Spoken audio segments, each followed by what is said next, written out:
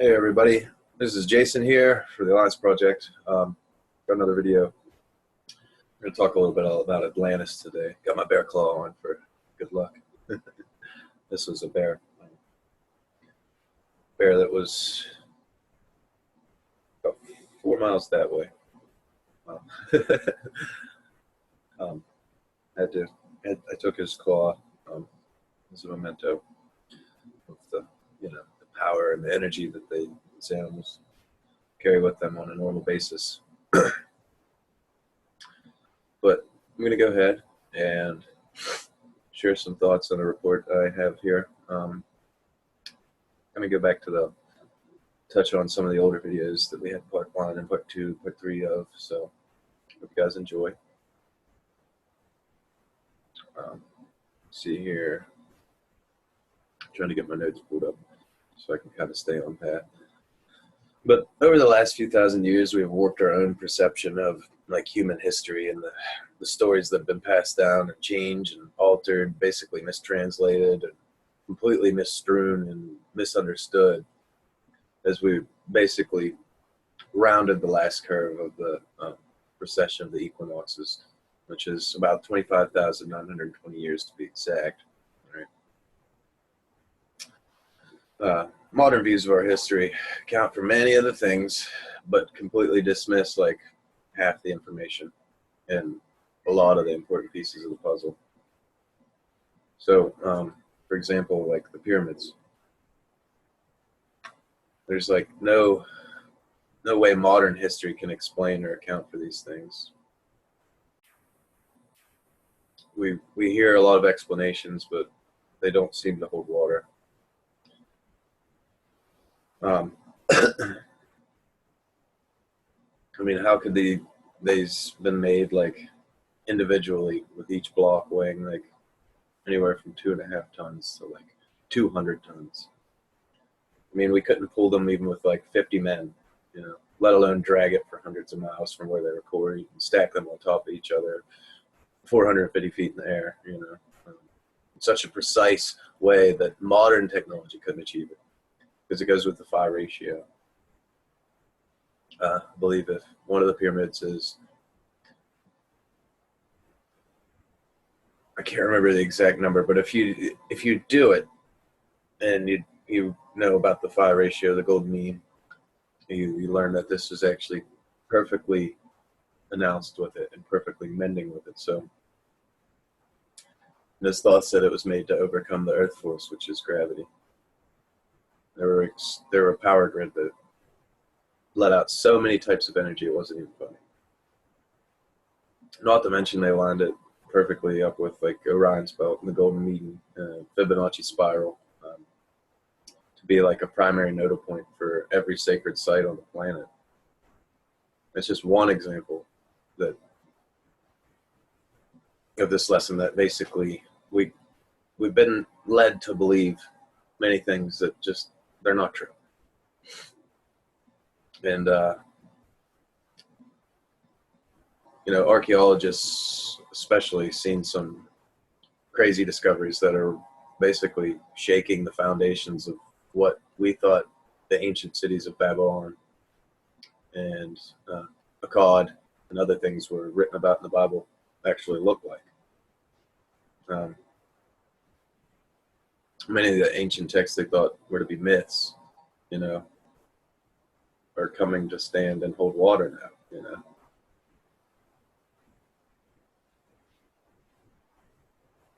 We just kept finding more and more things and finding more and more pieces of the puzzle from referencing the Bible. If you go back and read Sitchin's book, The 12th Planet, you'd learn a lot more about this. But when we found a lot of these clay tablets hidden within the caves, they were called what we call cuneiform now. And this ancient story spans back over the course of, I believe, about 400,000 years. Describing the history of the Earth. Well, if you go back into the Enuma Elish, it goes back millions of years, around 5 million years. Or 5 billion years, I can't recall exactly. But it talks about the creation of our solar system. Talks about the origins of our race, great detail. And I mean, first thing people think is like, oh, they're making it up. But why would you create a language, go through the trouble of creating a written language, a spoken language, just to make up lies, especially when you have agricultural details, borders, prices of wheat and barley, everything, just records, marriage licenses, everything. Why would they make that up but have those things, you know? It just doesn't make sense. But if you take it into account that they were telling the truth, then we could try to explain how they knew so much about the universe. It would seem impossible to say that they just guessed it, okay? Because they knew things and know things that we don't know now. You know, like for instance, the Dogons and Sumerians knowing and describing the planets. They knew about the precession of the equinoxes. And if you think about the precession of the equinox, it would take at least, in my opinion, a good mathematician could probably do it in at least about 2,000 to 3,000 years of continuous observation, and then use that with the degrees and rotations, revolutions as a fraction to add into the whole to actually, you know, learn as the Earth has a wobble. And the Sumerians knew that from day one. I mean, Zachariah Sitchin spent a lot of time putting all this together. And if you add his work in with Mauro Beligno, and you add his work in with Joe Clark's and others, you start to see a bigger piece of the puzzle. As I said, John Adam West and R.A. Schwaller de Lubitz, very great teachers as well. But they spoke that a man named Thoth shared this information, and basically from modern day channelings, you can go back and look into channelings from a guy named Adamus and Thoth. They channel these things and they match with the Sumerian records. But there's huge connections, you know, and these stories span hundreds of thousands of years into our past. I mean, they even talk about Tiamat or Phaeton or Krypton. They talk about Nibiru. They talk about, they also called the Tiamat Lucifer as well. And they talk about the Nephilim, seeding the human race, creating us, creating the Adam and Eve, right? The Adamic race. Speaks of the children of Lemuria. And it's just a lot to take in when you start considering and connecting the dots. When we learned about how Lemuria and Atlantis were basically stretched across the whole Caribbean out into Europe, there were basically coral reef and fauna that raised islands and then turned into the island of Atlantis, up into basically the present day of what our continents look like. You understand the greater picture that this wasn't just made up, you know? So all this stuff is just key points that you need to learn, to understand, and to kind of maybe relearn, re-understand, and go back. So every time you learn something, you should go back. Look at the old information. Look at the information you knew before, you know, and then go from there, you know. But right now we're going to talk about how basically human history came about, and from this point of view, this one part, how Atlantis came to be, right? So a long time ago, humans, as I told you before, existed at a very high level of consciousness. We were interdimensional. When you think of the fifth dimension, I want you to think of it as this. I want you to say a word right now. Say it in your mind. Okay, you said it. Now you heard that word, you said that word, but you didn't use your mouth or your ears. Okay, that is the fifth dimension. That is the dimension you exist upon. It's beyond space and time, okay? Now, those higher levels of consciousness is how you can attain existing multidimensional and going through meditations and things like that to understand all this. We were super psychics back then, and by today's standards. Okay, we could communicate through thought and emotion, much like animals do, and instead of speaking or writing, which would seem almost primitive by their means, but very advanced by our means. But this long string of islands we called, it came from around North Carolina to Europe, and stretched across. We called those Lemuria, and at that time we moved up in consciousness as the islands started to sink beneath the ocean, and a new continent supposedly rose up out, which if we look at the records, the coral and the fauna and stuff like that, we can realize that this did happen. We can see that, coral reef only grows at a certain depth below the water, and there's a lot of it that's way, way, way, way below any point that could ever be created. So it shows that this is very, very possible. And if you think of the Bermuda Triangle, that is actually the center point of this catastrophe that happened at one point with the false Merkaba and basically the CERN-like technologies we had in the past. But when people started to learn and study the ancient lands, they started to, in like the 1900s.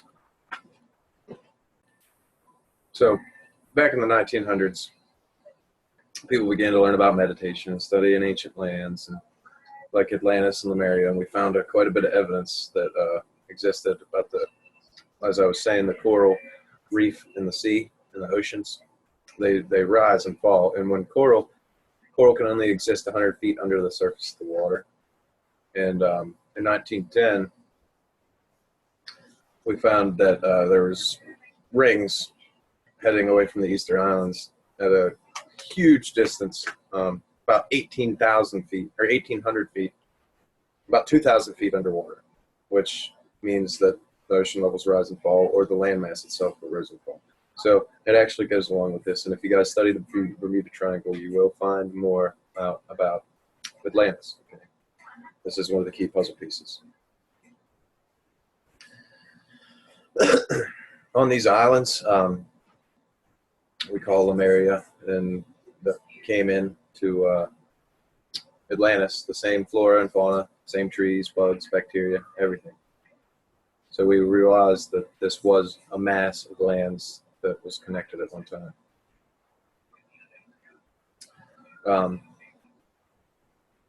Humans, over the past 100 years, started to degrade almost in spiritual consciousness because of the Great World Wars, things like that. And now technology has been a tool and a key for helping raise our conscious level. But it also is a tool and a key to help keep us entrapped and enslaved. Many of us cannot let go of our predetermined thoughts and what we've been taught and brainwashed. But remember, that was all taught to you. It was said to you and you accepted it. It was taught to you by somebody with charisma, and then you accepted it as truth. Okay, that's called faith, accepting without evidence. Now, having faith can be good and it can be very, very bad. But my main point here is nearly all religions have been brought and imposed by conquerors as like a framework to basically entrap and control your mind.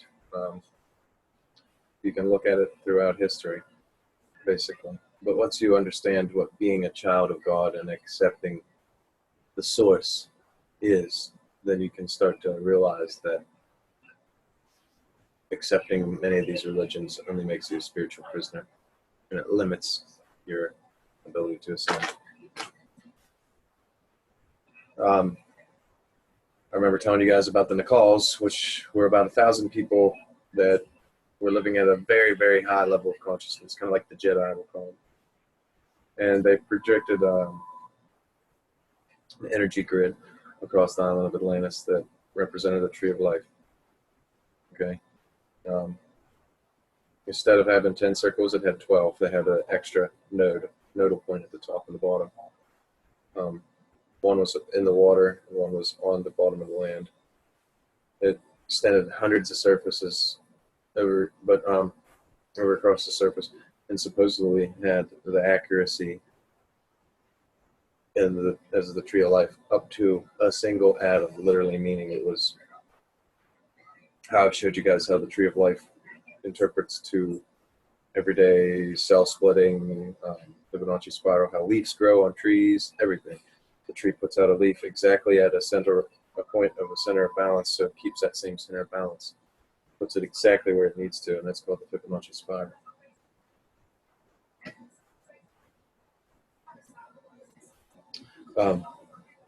Everything is made to do with balance, right?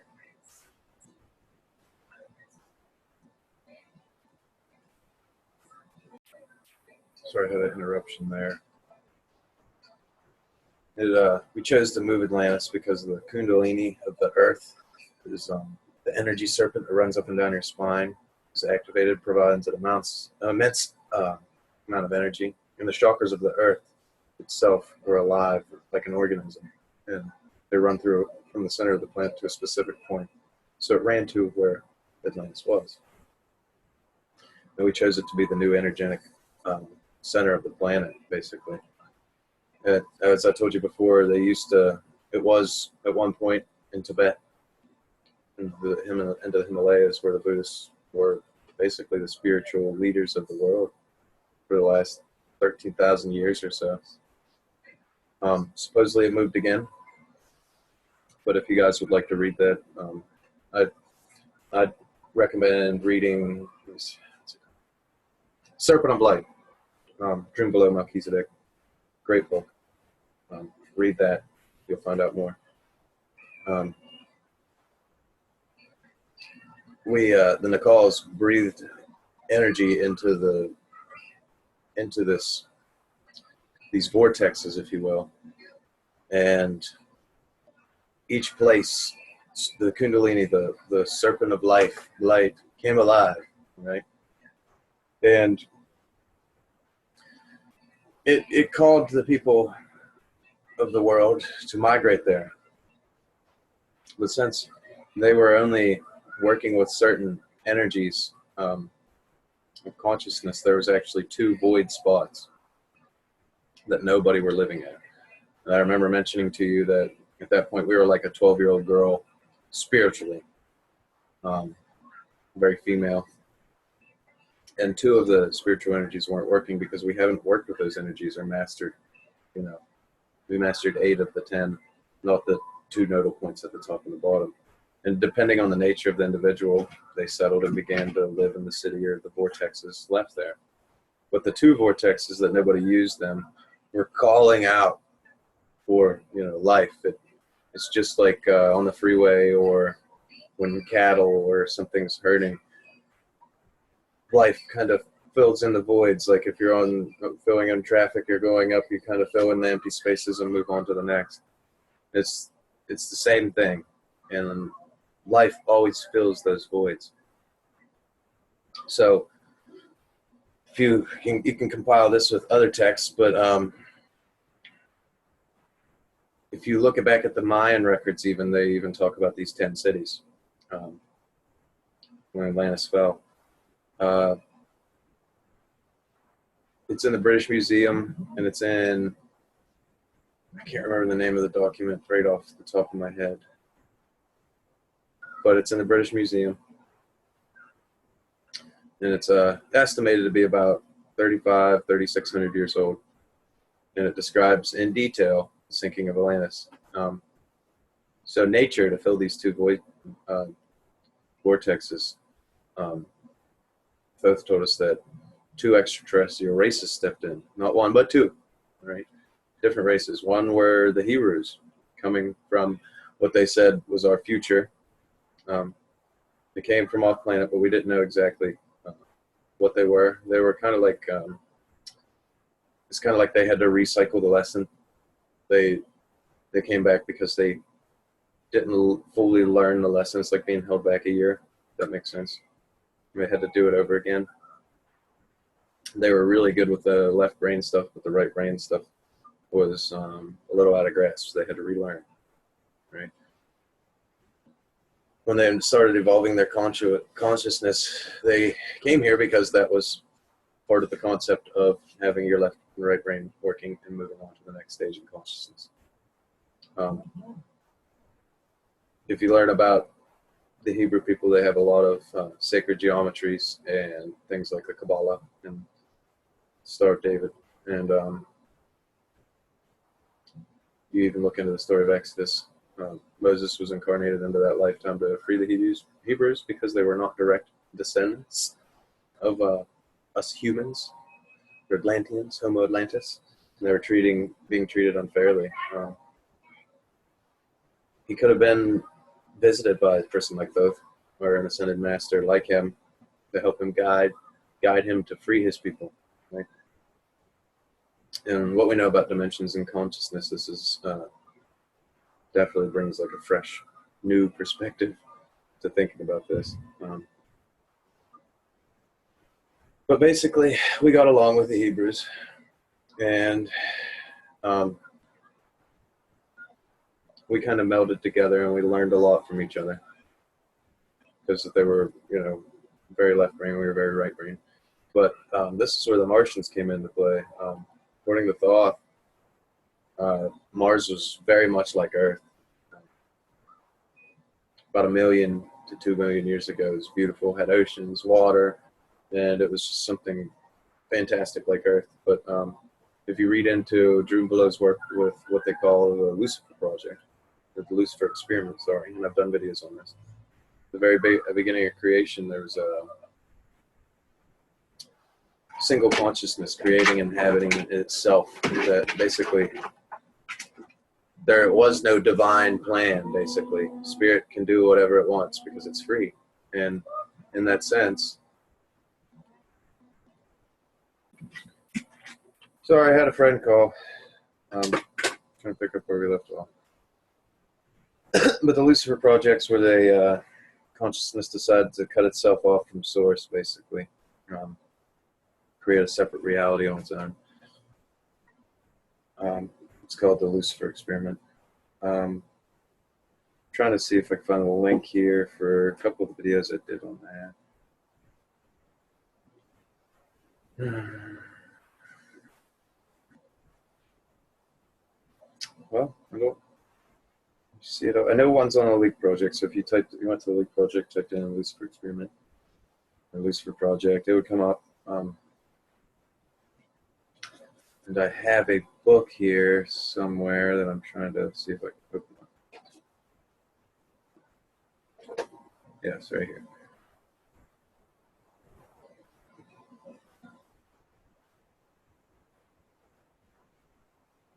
Okay, let me pause this for a moment so I can get it to load.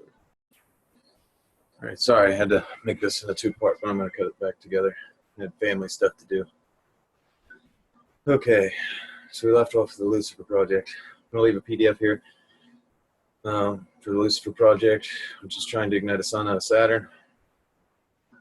And this is an actual experiment. You can actually look up the documentation, and it has been released through a few universities. But the idea of the Lucifer Experiment was, we'll go from here.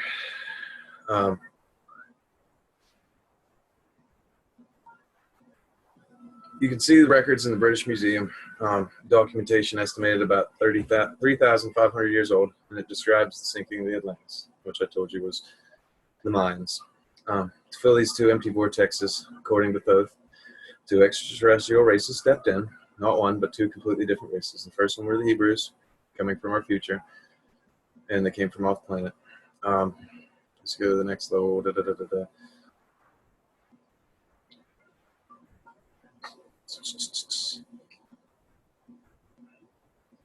All right, we could talk about this more, but let's continue for now.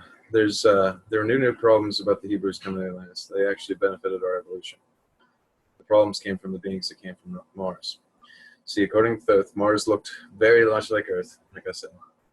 And it had to do with the Lucifer experiment. From the very beginning of creation, everything is simply an experiment. Creation itself was just consciousness creating and inhabiting itself in that creation.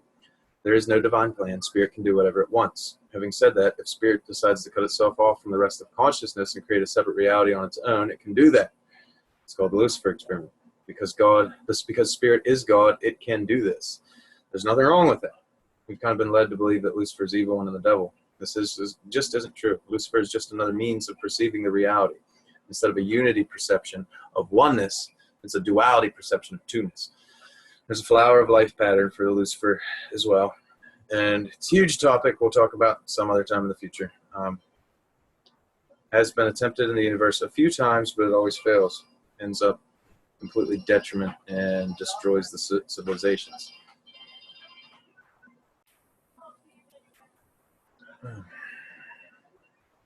Lucifer experiment has been attempted in the universe, and it always ends in failure. Species will cut itself off from love and be incredibly male and left-brained. What always ends up happening is that everyone becomes very greedy. There's no compassion for one another, and they end up fighting until they end up killing themselves. More than 1 million years ago, beings on Mars joined the Lucifer experiment, failed dramatically because they cut themselves off from the unity of the universe and created a separate reality. When the Martians severed the love bond, they became pure male, logical beings with no emotion. What happened on Mars is they ended up fighting. Mars became a battleground, eventually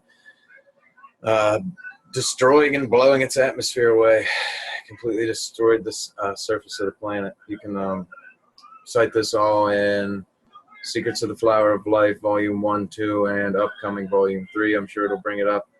I'm going to leave you a link for the Lucifer Project PDF that shows how they are actually trying to ignite a second sun with Saturn by setting off a nuclear detonation in the core of it.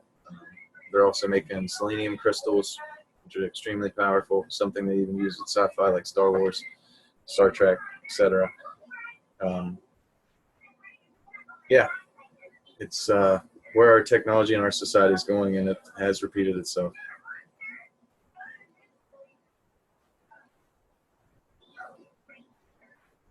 Let me close out these notes here for Lucifer. Well, I'll leave the Lucifer Project up so you guys can make sure and leave the notes for you.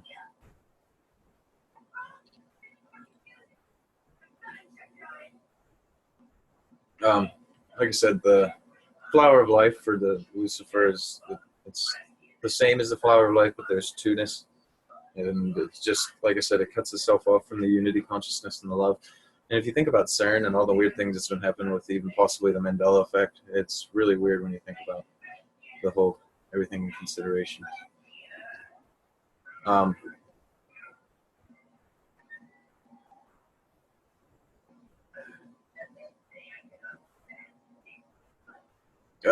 There was a special on Nova that's been discussing the star tetrahedron and like basically what we call the Merkaba, the chariot of ascension, the star tetrahedron energy field that surrounds our body and the worlds. In ancient texts, when activated, it said to this full potential, it was both of a tool of your being that can be used to basically do the impossible, like use the force, if you will, but not limited to changing dimensions and traveling through the universe, basically. Before Mars was destroyed, if you look at the sacred sites up there, you can see where they have the Sphinx face and the different pyramids. It actually lines up with a huge false Merkaba field. And it has the tetrahedron, the five-sided pyramids, and tetrahedral pyramids, things like that. They built 3, 4, and 5-sided pyramids to build a complex synthetic Merkaba. And basically, when you're inside that sphere, it would give you this, you know, it would detach from the real reality. You would have a new perception of reality, right? It was a tool to raise your energy body and your, like a tool of ascension, if you will, creating so many kinds of frequencies and energies, just like the pyramids here on Earth. But that was to counteract the pyramids that were here were actually here to counteract what was going on with all the negativity. And at one point there was actually a crystal inside one of the pyramids that actually emanated like almost like a control matrix to help keep us entrapped and enslaved. So Thoth actually reversed that, but it wasn't in the pyramid, it was below it. And what the cycle masters called what they call it, I believe the halls of Mente, whatever, the halls of records, things like that. These beings, after they originally came here, they were here to raise our consciousness and to help create good things, you know, and raise our energy level, make us bring us back to where they were before, right? But what ended up happening was from Thoth's point of view, in the Emerald Tablets even, it says that the spawn of a lesser being and these serpent-headed figures stepped in and used it as a control system. So there's a lot of muddying of the waters and things like that. But the Merkaba on Mars, after 1 million years or so, have been eroded, but there's still proof of it. And the Martians were severed from the unity consciousness, and they couldn't create a living Merkaba. They just used it as a tool, and they used it to travel in time, basically, find a new home, things like that, because they destroyed their home. The place they found was Earth. Now they're here about 65,000 years ago. They saw the vortex sitting on Atlantis, pulling in life, and no one was there. They didn't ask permission. They just came and said, all right, let's go. Let's do it. Step down and forever changed our evolutionary path, basically.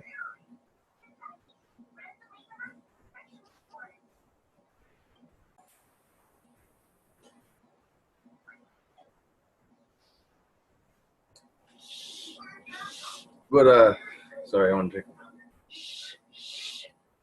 take a little puff of my e-cig. Trying to get it to work a little bit so I can cut back on smoking. The Nicals who set up Atlantis, the island on the top they called Adai, it was the brain of the tree of life.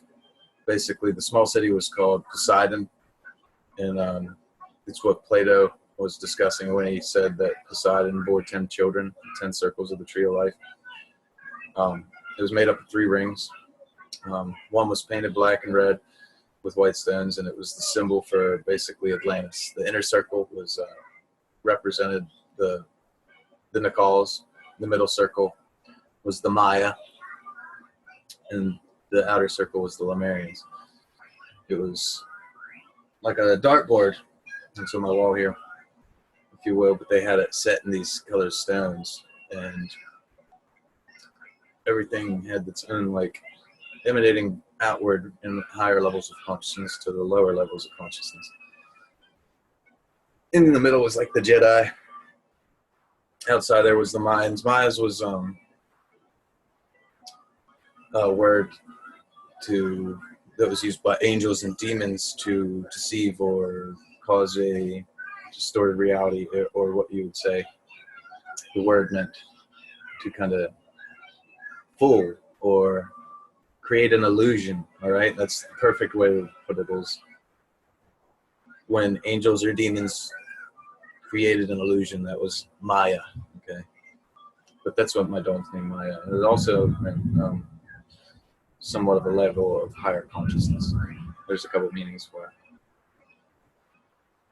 but there was only a few thousand Martians that came through the synthetic Merkaba, and the first thing they did when they arrived here was try to take over the continent. They tried to declare war and invade, but they were vulnerable because basically it's because they had such small numbers compared to the large numbers of us. And even though they were left-brained and male-orientated and warlike, and we had so many more that were just peaceful and not like that, basically they subdued us because we weren't like that, you know. You know, we weren't warlike yet. We weren't able to basically. We could stop them from like completely conquering us, right? But we weren't able to send them home or completely stop them or thwart them because of just the level of our evolutionary path, I guess you could say. Like the planetary consciousness at that point was supposed to be between like a 14 to 16-year-old girl. So we rose from like a level 12 to age 14 to 16, you know. And that's like on a planetary scale, if that's what we meant. But it was about 50,000 years ago. The Martians were like so incredibly male and left-brained, and like an old species, basically. So it was almost like I think he described it, Drumbelow described it as like a 65-year-old man trying to dominate a 14-year-old girl. Like the same idea, same principles. We had no choice with what they came and did, and they didn't care about how we thought or how we felt about it. Really similar to the manifest destiny of America when the Europeans came and conquered the Native Americans. I mean, they came here, and the Native people, which I have a lot of ties to with my families,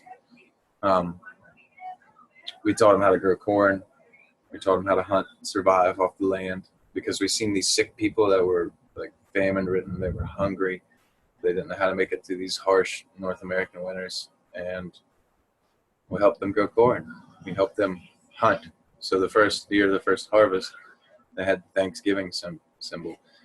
But Thanksgiving's real meaning was because Europeans wrote a letter back home giving thanks to God, thanks for giving, because smallpox and measles, things like that, wiped out so much of the native population that they thought it was like a gift from God.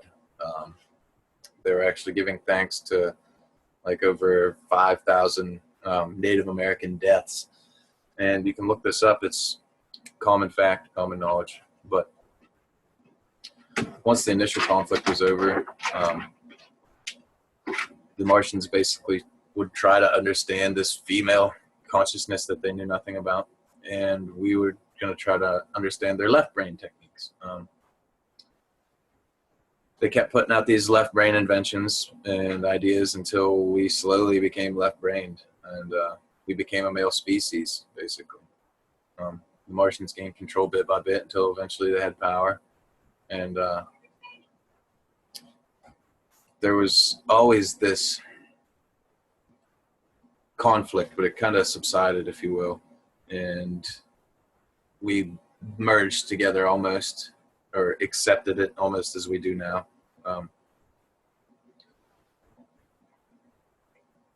We were treated like inferior, basically.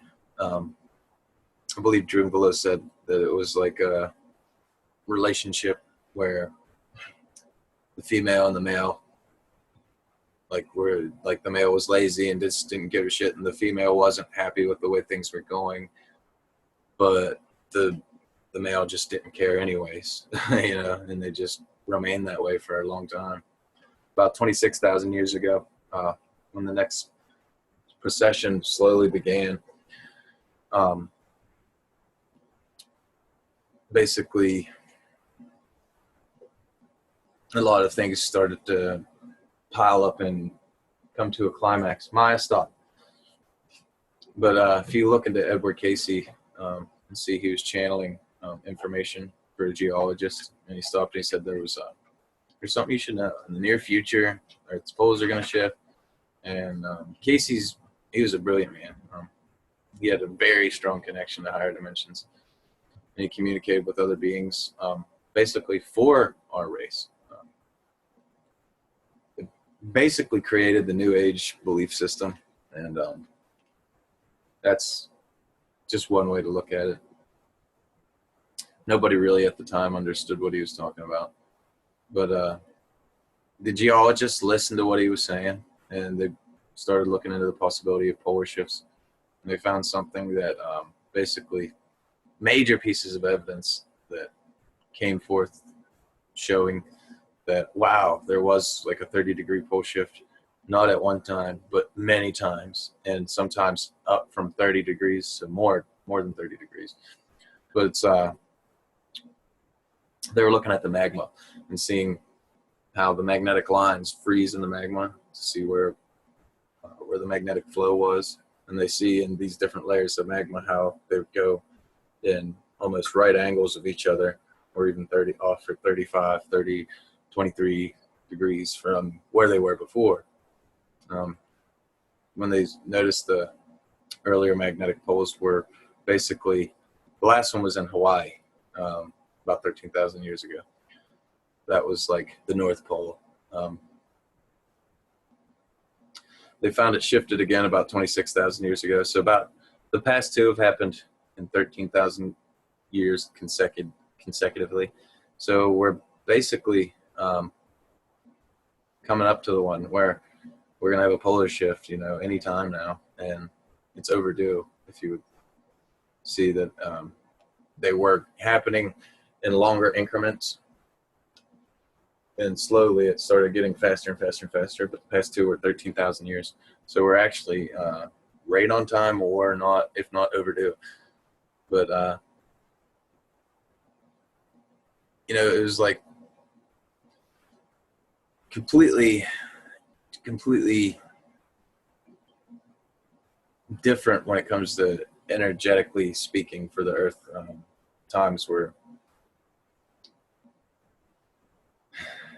they were just a lot different times than we're in now. Okay, things were, we were more connected to that unity consciousness. But Charles Hapgood was studying a lot of this polar shift theory in great detail. So if you'd like to look into some research, look into Charles Hapgood. They had like an underdeveloped theory at that time, but they still demonstrated that it would be possible for the crust to shift on the outside. Picture like a lava lamp or something like that, where the liquid inside's spinning, but the crust doesn't spin at the same rate, almost like a magic 8-ball, something like that. You gotta picture that the liquid inside, the magma, magnetic core, shifts, and then the crust slowly follows, but doesn't follow at the same speed. So that'd be basically the crust would slip over the main landmass, and as its rotation continues, the crust would rotate and spin out of control until eventually settles in a new location, aligned with the new magnetic north. And at that time, massive earthquakes, tsunamis, and devastations that would just completely rock the world, like the Book of Revelations, basically. But there's many other ancient prophecies, including Nostradamus, the Mayan prophecies, Einstein. There's just many people that associated all this stuff. And basically, a lot of them believed in consciousness shifts as well. So when you see the correlation between what's going on the Earth, like our great mother, thing that projects most of our human consciousness, is almost like a radio signal, a radio antenna, you know. The way to look at it's like this, okay? When you tune in to a radio station, you're tuned into that frequency. It doesn't mean the frequency comes with inside the radio, and it doesn't mean all the other frequencies don't exist. That just means that is your reality for that moment. So as the Earth's frequency would raise, our frequency would raise. Some of us would tune into it, some would not, and some would get left behind. But these new higher levels of consciousness, these higher radio frequencies, if you will, would be tuned in. And that's what people see when they see into other dimensions, things like that. They're just tuning to a higher frequency. So they're tuning into what I would say basically a higher energy level, okay? And Tesla even said this, that when you're tuning into these higher energies, these higher frequencies, as I explained with the sun gives us all our energy. It goes through the photosynthesis stage, which takes carbon, hydrogen, makes carbohydrates, which is our only form of energy, really. So when the plant eaters come and eat that, we basically get what we can from it, and then we eat those. So we're getting secondhand carbohydrates, but it doesn't mean that that isn't the way of things. Like I said, there's always room for balance, and yes, people have free will and choice, so you can always accept to be able to, you know, eat your plants, eat your your vegetables, or to eat, you know, the prey animals that will overgraze, overpopulate, and famine would almost indefinitely ensue right after. So people have to realize that's a matter of preference, and it's also a matter of who you are. Doesn't mean you are any the more or any less. You're just part of the puzzle, part of a gear, part of a bigger machine that makes things work. So go be a vegetarian, go be a meat eater. I don't care. That's personal preference, you know. And it's like,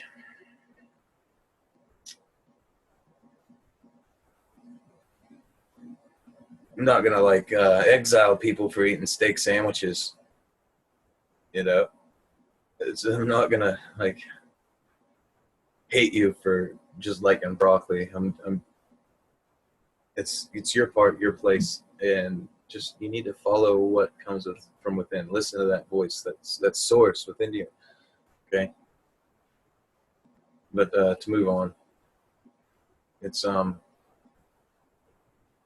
there's a couple of reports back in the day where NASA shut down a lot that had to do with Earth's magnetic field, magnetic shield around us. Basically, the Merkaba of the Earth, right? The magnetic field, and how these planetaries magnetics associated directly with our consciousness. And over the past 500 years, they've been weakening terribly. And I have a video that I've been making and trying to compile clips for to show you when we've had these magnetopause reversals, that we've actually had these people going crazy, like suicide rates going crazy.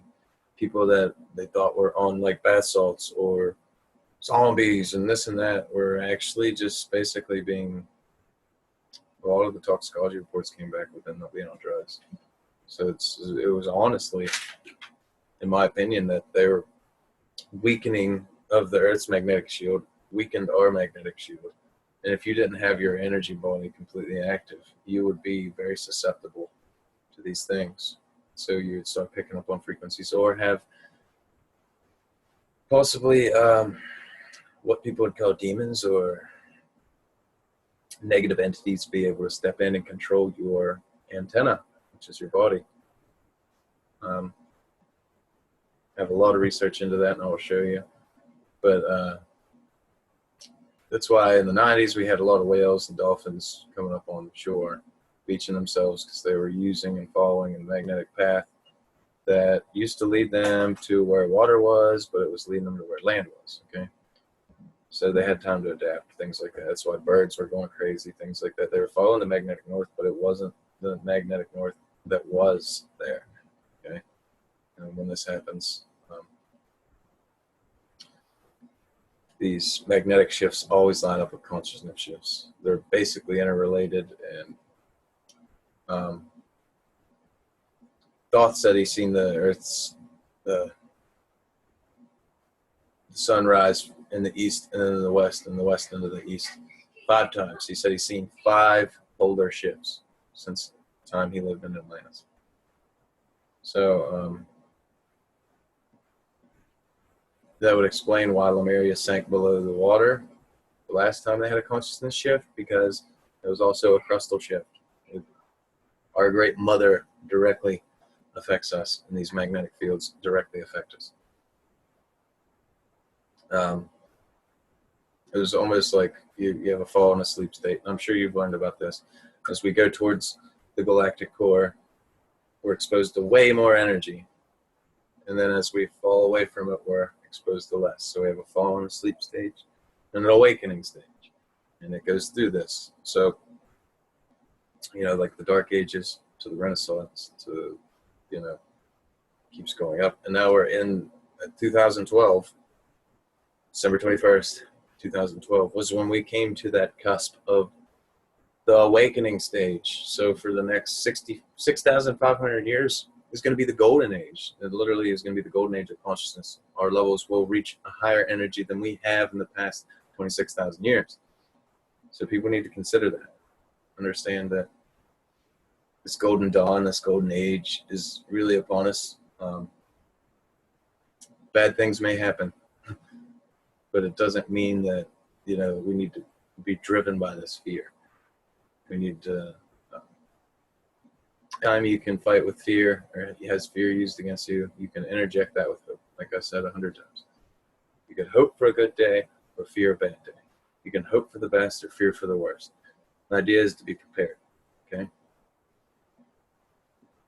I mean, it's drilled into our psyche. Like, over 250 cultures have, you know, flood stories. When their home sank. I mean, when you think about the Bible, the Sumerian records, the accounts of Adam and Eve, and all the children they had like 900-year lifespans to 200 years and back to like 20 years. You know, like, it was the rise and fall, right? But they seen a comet approaching, and because we were living at higher levels of consciousness, we understood that this comet was going to hit.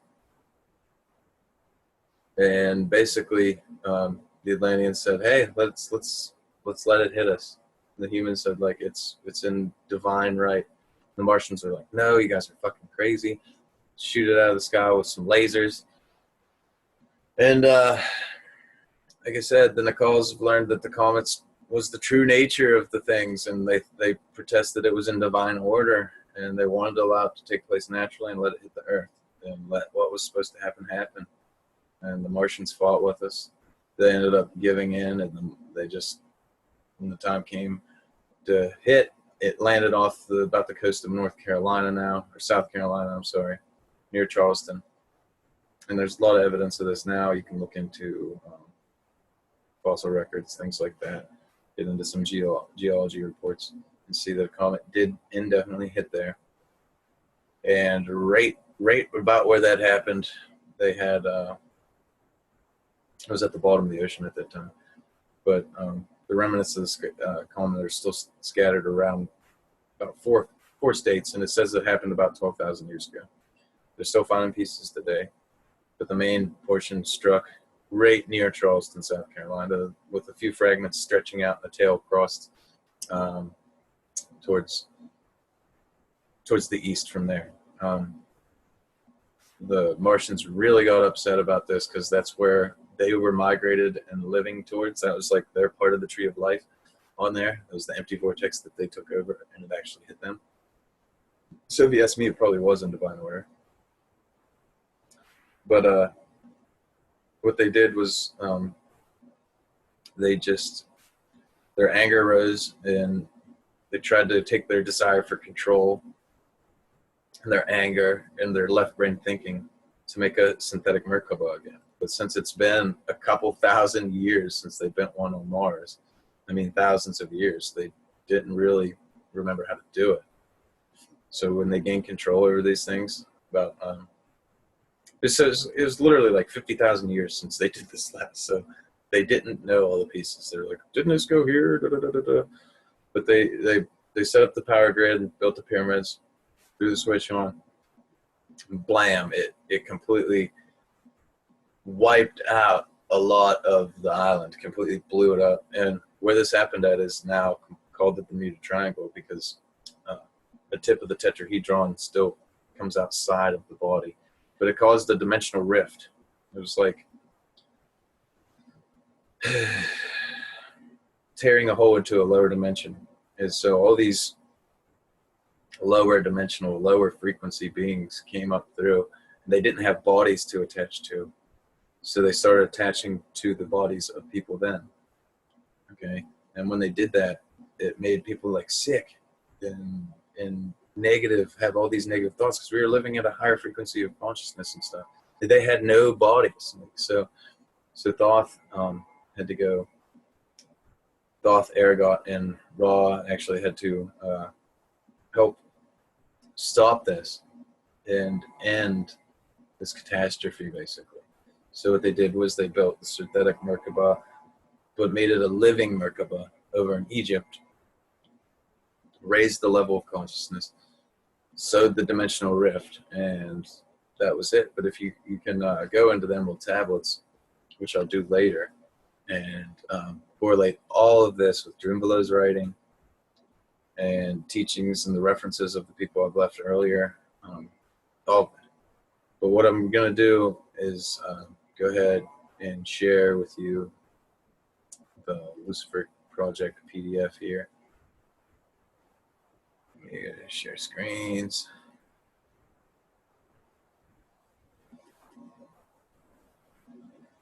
Here's the PDF, arcticbeacon.com/the_Lucifer_project.pdf. And it shows you some of the paperwork and the plausibility of them actually making a second sun out of Saturn by using implosion, basically, instead of an explosion. I don't know if I can buy it, but I'm not. The difference between fission and fusion is a big difference. So there's an immense energy difference. So naturally, you get through the fusion process. This is a fission process, I'm guessing. The reason stars are failed stars is because they're a failed star. Like, they didn't get to the mass for the fission process to take hold and blam, have the sun ignite. So for you to ignite that, a lower density body into a star, I don't see it happening, but I'm not a scientist either, you know, so couldn't tell. But it's this for this part. I'm going to go ahead and sew these two videos together and upload, and then after that I'm going to go ahead and start reading them with tablets and show you my thoughts on them. So hope you guys enjoy.